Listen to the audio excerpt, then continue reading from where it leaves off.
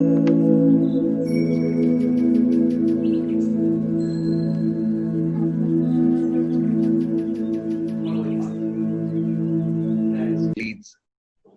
and people who have got to go in for a physical endurance at whatever levels. But what does endurance with respect to civil services preparation mean? It means kind of sustained mental attitude as kind of disposition that you should have towards the exams, which would actually entail you to tide over the difficulties that you probably would face with regard to a lot of inconsistencies that you have with yourself, number one, and number two, a lot of things which are undetermined with regarding to your capacity to take the exam, your potential for attempting this exam. Most of those civil services aspirants who are actually would be trying for this exam would not be really very sure as to what exactly is required for this exam and how to prop yourself up in a very motivated manner.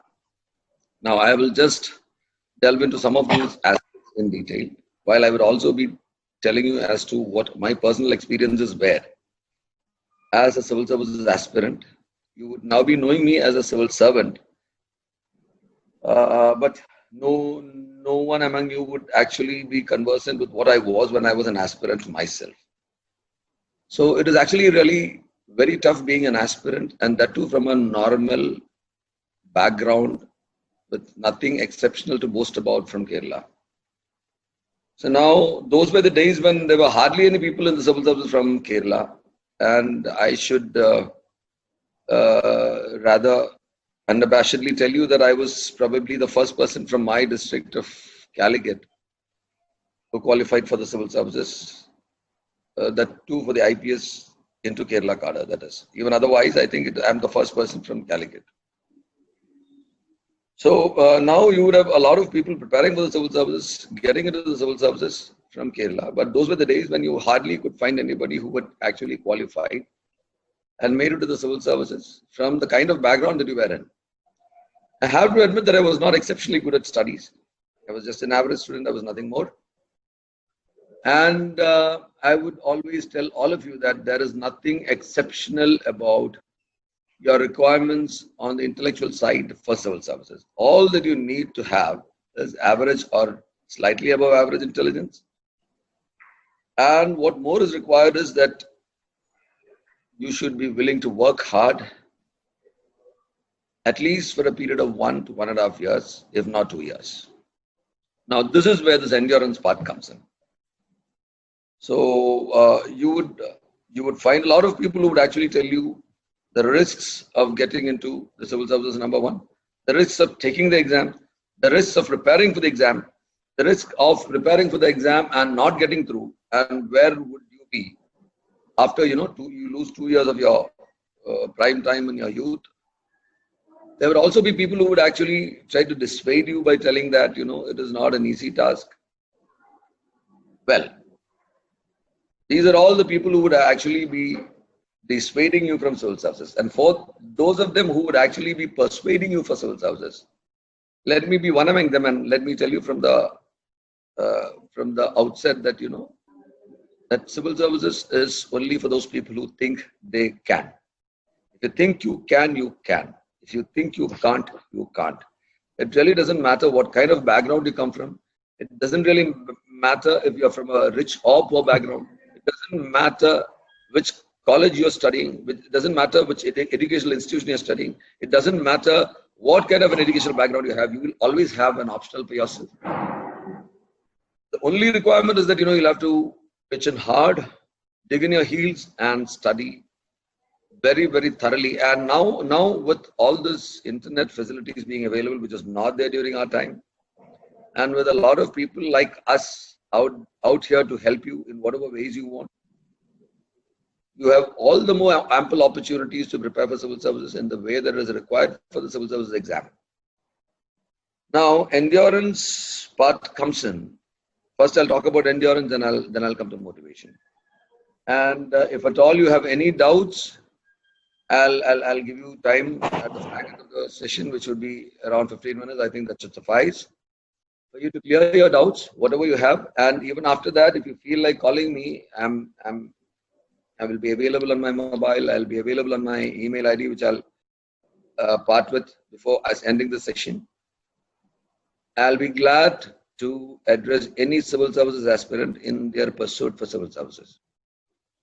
Now, what exactly would be required for civil services is actually around 5 to 8 hours of hard work a day for at least a year. So now most of you, I'm not very sure how many. I mean, hard work and studies doesn't mean going to classes. It means sitting with yourself, toiling, and what they normally call, as you know, fretting it out with your books, your assignments, and the real thoughts about civil services. Now, if you're joining in for some institute in say for instance, anywhere in the country, maybe Delhi, or now with this COVID and all, I think it's not very easy for you to travel. I would advise that we have got enough and more good institutes in Kerala also. But rather than any institute, I would actually advise you to dig in your heels and really put your best efforts into whatever subject you've chosen for yourself. It doesn't matter, you've got a host of subjects. Now, coming to this endurance part, the most important thing that you would actually face when you're preparing for civil services is that the prospect of not getting through. Now, this prospect of not getting through and wasting 2 years of your life is actually going to pose a very big impediment in your attitude for proper preparation. What people around you would who would actually be dissuading you from attempting the exam would be telling you is that you can get a reasonably good job with just 2 to 3 months of preparation if you prepare for the PhD exams, or you prepare for something mediocre. But let me tell you, if you think that you are cut out for civil services, then there is nothing better which can be offered in this country other than a job in the civil services as a civil servant. Now, this would actually prop you up. This would actually pep you up. This should actually be the leading light for you in continuing your studies when you actually start preparing. So initially, it would be very, very dicey. You wouldn't know how to go about it. You'll have to start from your 10th class, 11th class textbooks, which are there for the CBSE syllabus. That is what you start for in the general studies. Then you should have a reasonably good grasp over English language and one Indian language, which is mentioned in the 8th schedule of the Constitution.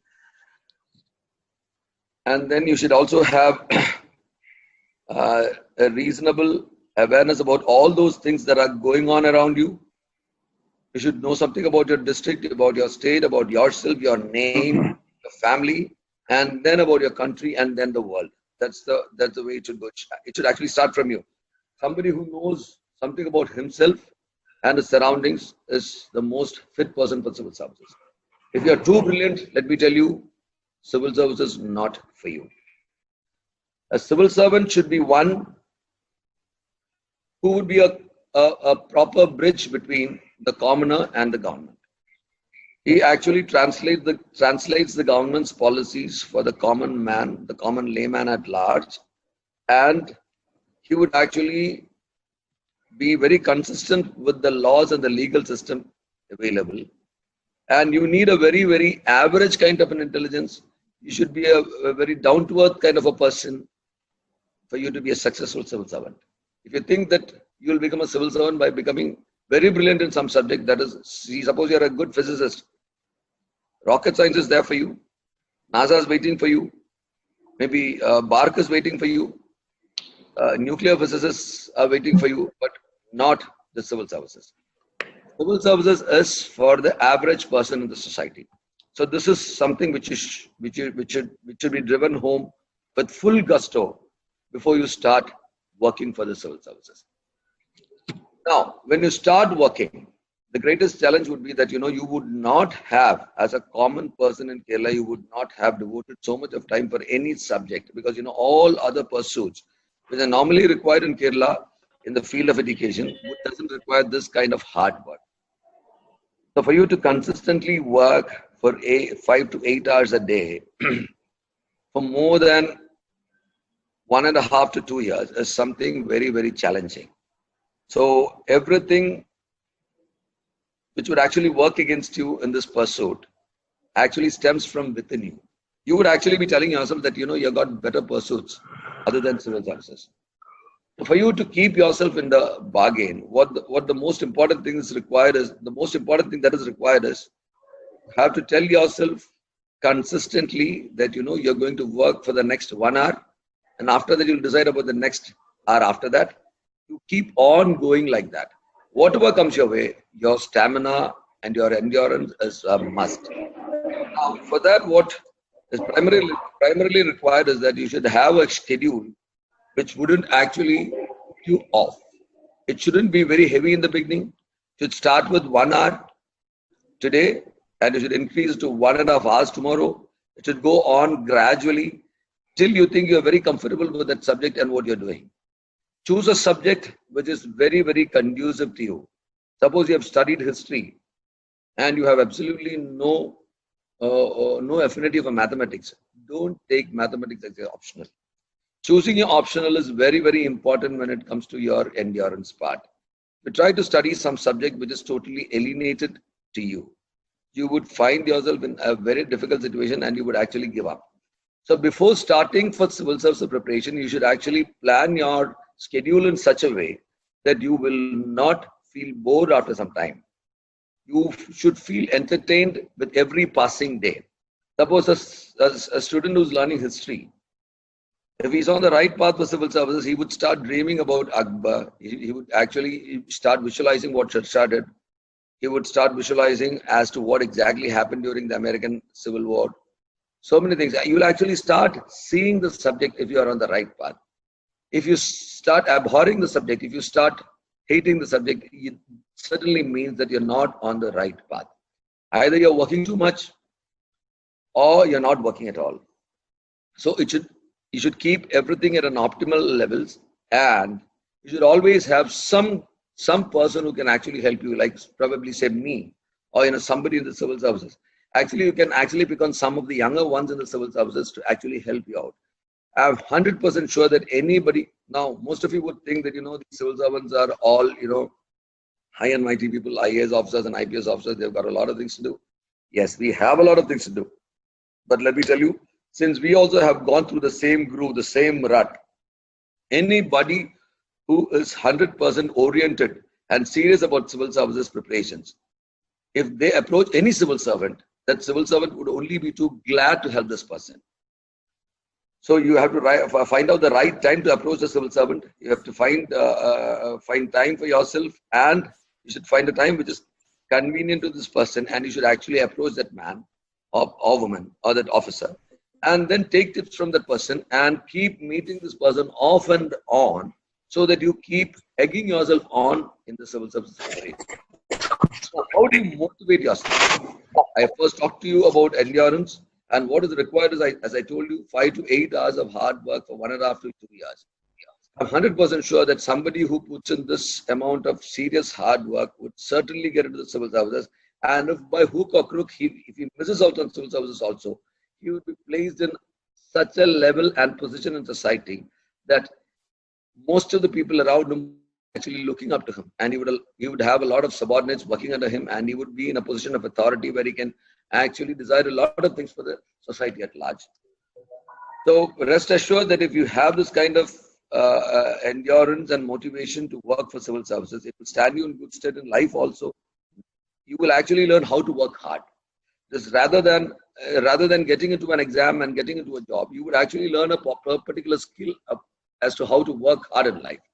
So now, that being the situation, your endurance part is taken care of.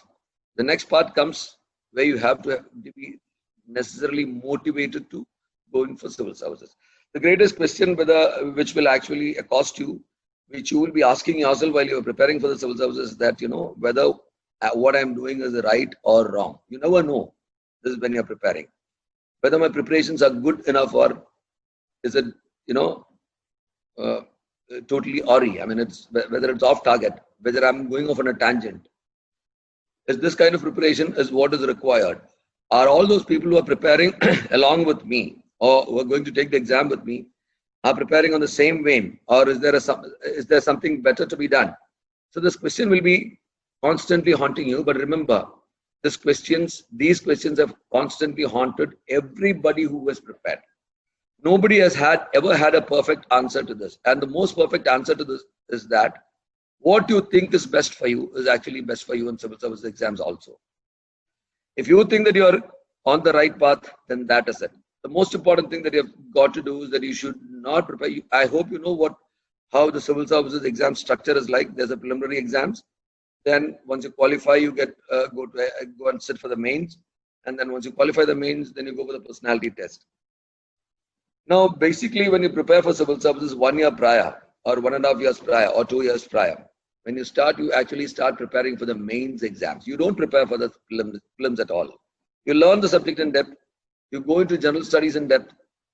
You learn the subject as well as general studies from the perspective of the mains exams. And once you are quite adept and you think that you're quite capable of taking the mains exam, then naturally your capacity to take the prelims exam would naturally come your way. I mean, you don't have to work extra hard for that. All that you have got to do just prior to the prelims exam is that, at least 1 to 2 months prior to the prelims exam, you should start taking some model question papers and start answering them. So now, what exactly would motivate a person to get into civil services? Now, let me tell you my story from a different perspective. I was just an average student, as I told you, and I had just done my graduation when I was a student in Calicut from a rural college, and I just passed out with barely 60% marks for BSc Mathematics. And actually, it was one IAS officer called, you might be knowing him. He retired as Chief Secretary of the Kerala State. His name is Jayakumar IAS. He was Collector Calicut then. He had put up a seminar for inducting students afresh into civil services. And I went there not as a participant, but as an escort for all those. I was a union office bearer in college. So I went there as an escort for all those children who were not familiar with Calicut city. Then I sat through that seminar. Now Ishita Roy ma'am, who's Secretary Agriculture right now, who had just joined the Kerala cadre then, was a trainee then. She addressed us. And I got into a kind of an argument with her. And then, to my utter surprise, I had a feeling that, that I was also adept enough to take this exam after interacting with those civil servants there. So let me tell you, had I not interacted with those civil servants at that particular point of time, I would have always thought that, civil service was something much beyond. So interacting with civil servants was the starting point for me. It should be the starting point for you also. Now, I am sitting before you right now to make you believe in yourself and to inculcate in you a kind of feeling that, I am no different from you. Like Jayakumar sir and Ishita Roy ma'am did to me when I was in college. I am trying to do the same to all of you. So this should be the starting point for your motivation.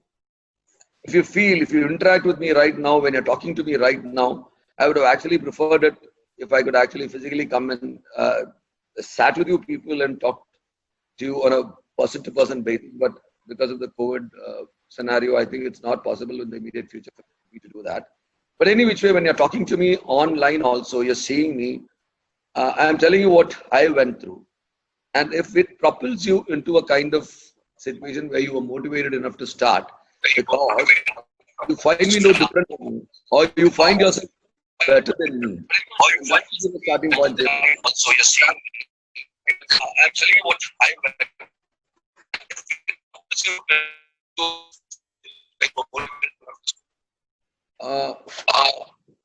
I would request switching on your microphone because there's an echo coming in and I can't talk properly.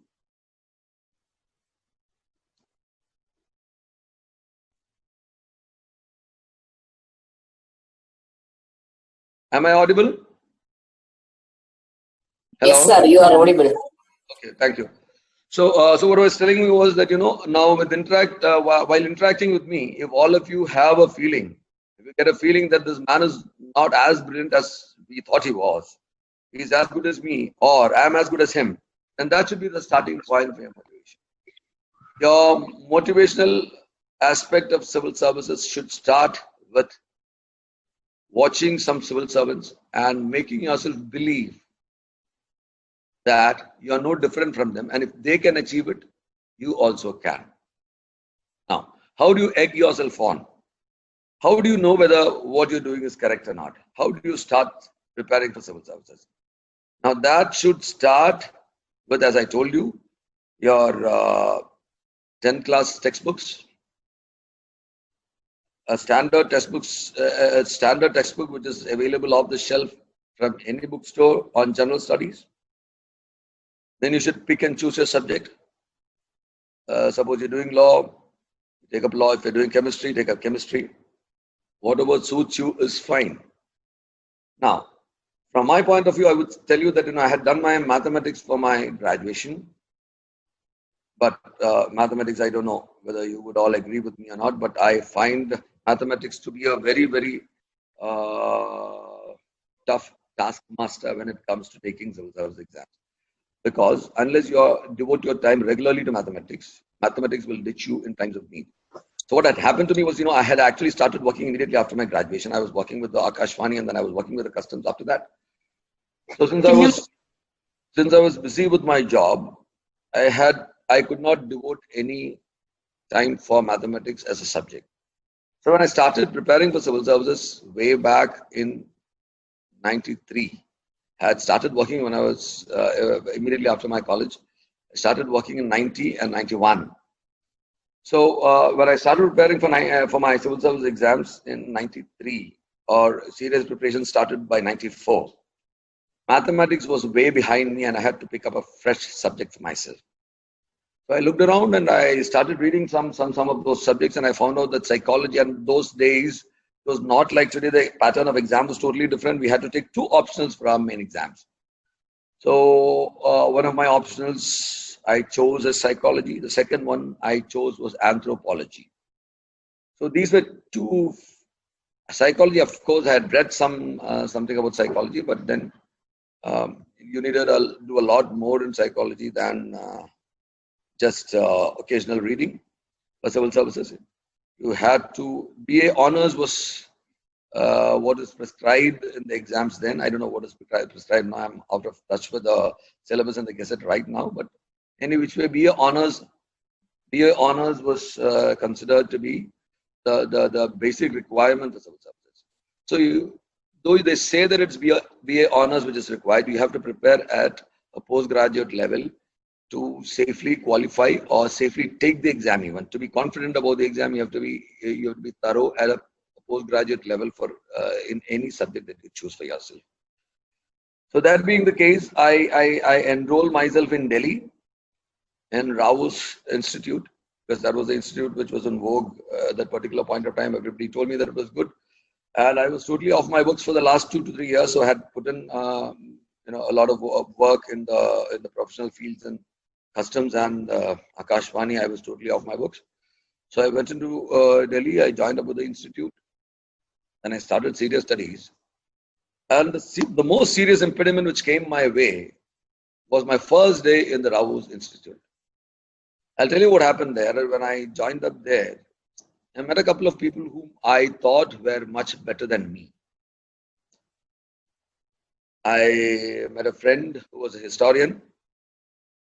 I was sitting in a class where they were actually teaching us general studies.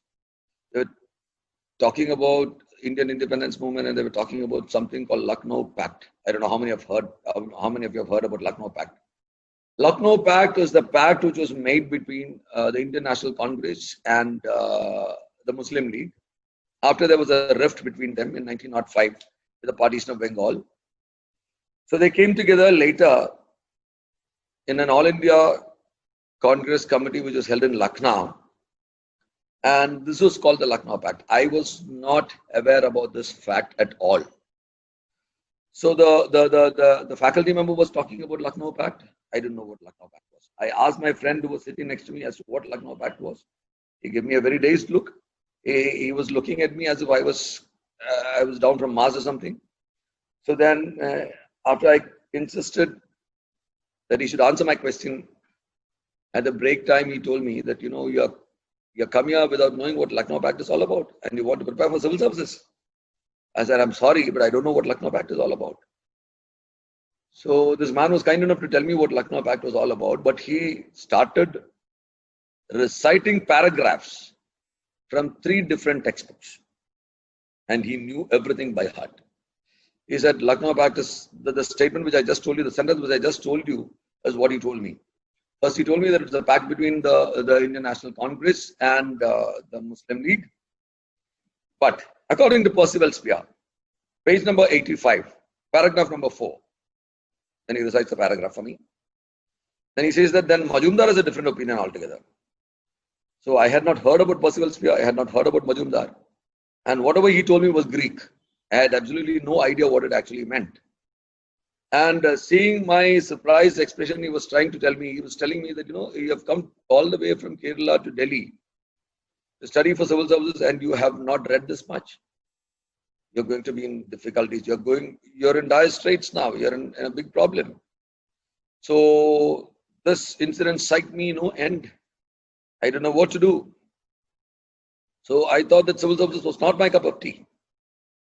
Any which way, I thought I'll put in a couple of days more here, and then maybe I'll take my train back to Kerala. Then I went and met another person called Rajendran. He was actually from Kadapa in Andhra. So I asked him how he was going about his studies, and he told me that he had a problem coming to Raos. I asked him what the problem was. He said that coming to Raos, he's whiling away at least 7 to 8 hours of a day. So since he's wasting 7 to 8 hours in a day in an institute called Raos, he could put in only 11 hours of work after that. So 11 hours of studies is only what he could devote himself to for civil services, since he was coming to the Raos Institute. If he was not coming, he could have actually put in 18 hours of work. So this psyched me no end again, because all that I could put in at that particular point of time was not more than 2.5 hours to 3 hours. So I thought that I was not a fit man for the race. There are people who are historians, like the person who talked to me. Then there was this second man who was telling me that he's putting in 18 hours of work, where I was adept only to put in around 2 to 3 hours of work a day. So I decided to call it quits. But then my seniors in the customs service were actually helping me out, finding an accommodation in Delhi and helping me go to the institute, helping me with a temporary accommodation. They insisted that I stay, since I had come to Delhi, that I stay back and take the exams and then go back. So on their insistence, I thought might as well continue. And to my utter surprise, when I took the prelims exams, all 3 of us qualified the prelims exams. But when I took the mains exams, I qualified. Both of these people did not qualify. When I talked to them later and I analyzed what had happened to them, I found out that 18 hours was too much to work. If you overwork, you don't qualify. You can qualify you only if you put in an optimal amount of work. If you overdo it, you're out. And this historian friend of mine, he knew too much of history. If you know too much of any one subject, civil service exam is not for you. If you know too much of history, you become a historian. If you know too much of physics, you become a physicist. If you know too much of chemistry, you become a chemist.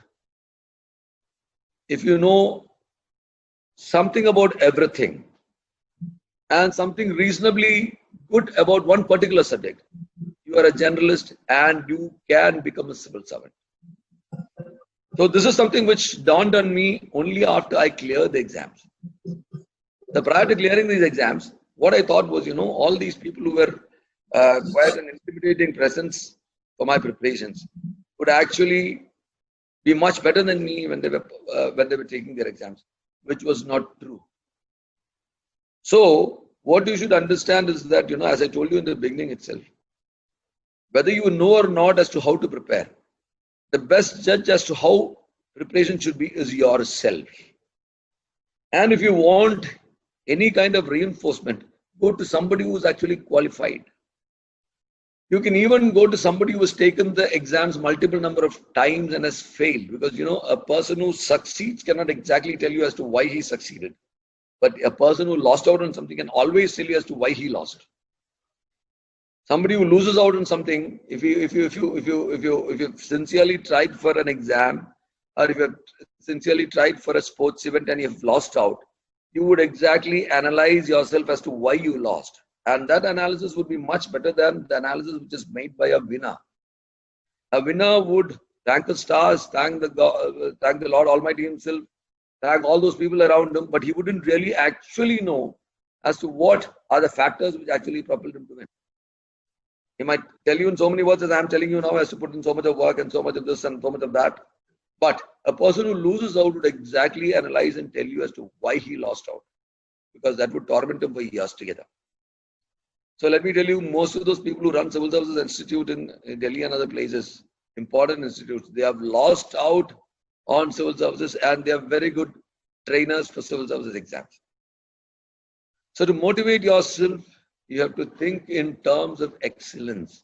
And excellence, as I've told you, I think I've told in other sessions also, I don't know if they've listened or not, there are a couple of talks of mine and going the rounds on the net too. But those are all in the vernacular language. Those of them who would not appreciate Malayalam language or understand, I'll tell you what kind of preparations are mandated, are required for civil service preparation.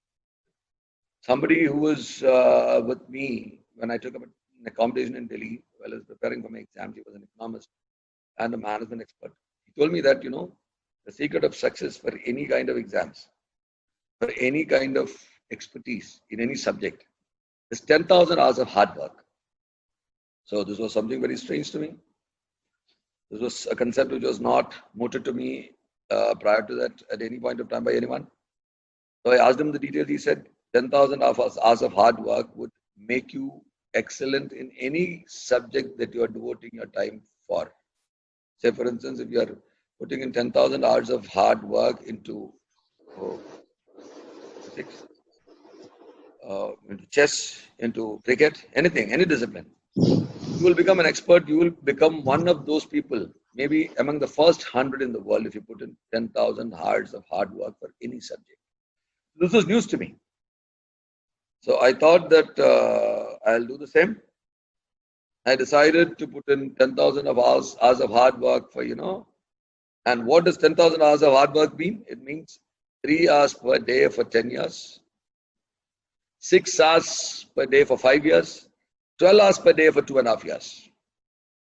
So if you are starting from the scratch for civil services and you have around 2 years to go, if you want to put in 10,000 hours of hard work, you will have to put in something around 10 to 12.5 hours per day.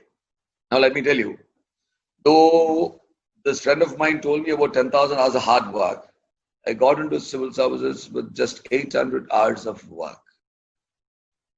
That was all that was required. For me, 800 hours of hard work was required. For you, so for some amongst you, maybe around 400 hours would be good enough. For some, maybe 1,200 hours might be required. But all that is required for civil services would be less than 2,000 hours of hard work for anybody. So keeping this in mind, now you look back and most of you would be in your 20s, I suppose, early 20s. So anybody who would be sitting before me right now would have, existed for more than 20 years in this world. Just look back and find out as to how many hours have you spent on any given subject in this world. Any given subject, be it movies, whatever pleases you, be it cricket, anything. You wouldn't have spent more than, max 1,000 hours on any subject for that matter. So what is primarily required for civil services is this kind of dedicated approach to these particular subjects that you choose for yourself. I'm sorry, particular subjects wouldn't be there because there's only one optional subject now, and then the other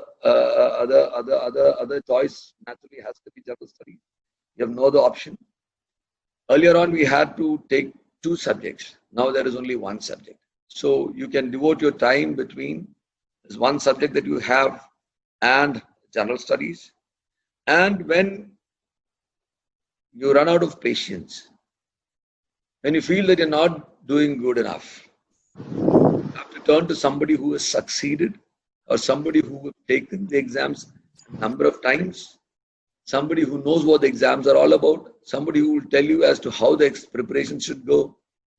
Actually, what I used to do for my mains exams, for my general preparations is that I had to take out the syllabus, which is published in the Gazette, which is covered by the government of India. And there would be around 14 to 16 odd chunks of subjects written down in a particular paper. If, say, for instance, paper 1 for psychology, what I used to do is I would take the first chunk, make out around 10 odd essays from that particular chunk, write them physically, 800 to 1200 words. I would learn it by heart. I would write myself with referring to a number of books from different libraries, which means that, we have around 14 chunks of, subjects in the sense, different chapters which are relevant to this particular PG level study for that particular subject. You would make out around 10 odd essays per chunk, which would mean that around 150 to 160 odd such essays would be written by yourself, referring to different textbooks.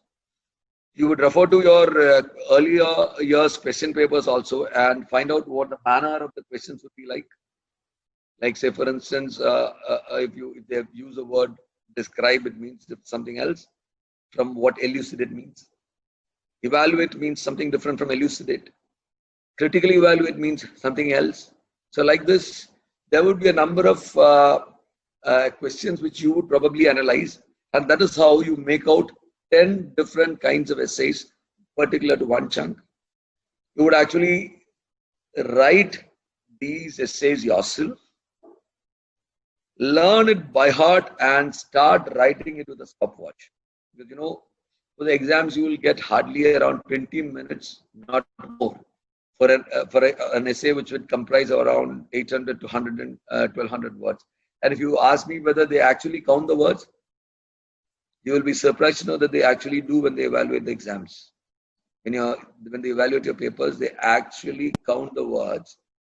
And if they have asked you to write in around 1200 words, they would tolerate up to 1250. Or they would tolerate if it is less than 1200 to 1150. But if it's beyond that, your marks will be discounted. Your marks will be lessened. Now, why is this so? This is because they want people to know how to obey rules. If a civil servant is asked to talk about something, write about something, if he keeps on writing about only that, he'll not be left with any kind of leeway or time to do anything else. That is not what is warranted. What is warranted is that, if you have given a mandate, you have to stick to the mandate. So even while you're writing the exams, your attitude is being measured. Your aptitude is being measured. They actually try to find out whether you're fit for the job in a different way.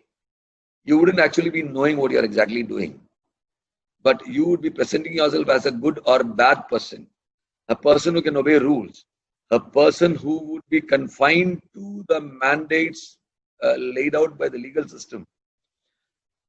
You would be exposing yourself to a number of challenges, and these challenges would warrant a kind of work from you, kind of professionalism from you, which would actually entail a lot of rules to be abided by, whether you are adept enough to abide by these rules or not. All these things would be tested during these exams. Now, with all these things in mind, you have to prop yourself up, work continuously for 1 to 1.5 years before you take the exams. And this kind of serious preparations, if you actually put in, there's no stopping you from getting into the civil services, because I have gotten, and I was just an average person like you. And if you are extraordinarily brilliant, it means that you can become a civil servant.